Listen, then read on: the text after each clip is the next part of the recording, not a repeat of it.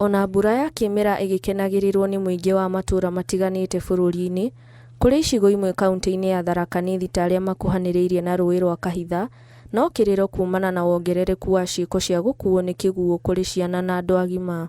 Okay, mimi vile ningeomba jamii na wale ambao wanaishi karibu na mto ni wawe waangalifu sana, wasiachilie watoto wao kwenda kwa mto bila mtu mzima kuwa pale. Alafu tena nataka kukumbusha jamii wa observe zile sehemu wazee wa zamani walikuwa wametenga kama shrines.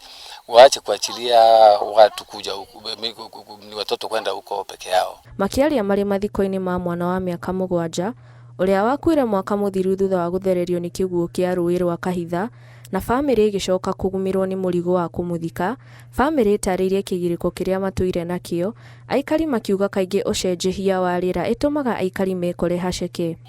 Ni afueni kwa wakazi na kijiji kizima, na pia wameshukuru sana Mheshimiwa Ngugi Susan kwa huo msaada amepeana wa kusaidia huyu mtoto kuzikwa badala ya kutupwa huko.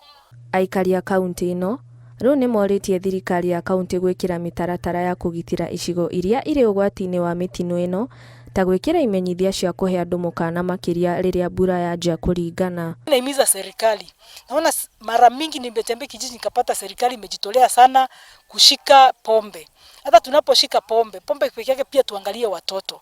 Na tunaposhika pombe na kumaliza pombe, ikuwe pia tumeshika njia mzuri ya kumaliza pombe na pia kuangalia watoto wetu wanaendelea vipi. Wale wazazi wote ambao wamekataa kutunza watoto wao vizuri kwa kupeleka shuleni, kupeleka vile inafaa, huku utapata mtoto hata hajafikisha miaka 15, ako na mtoto ni mjamzito.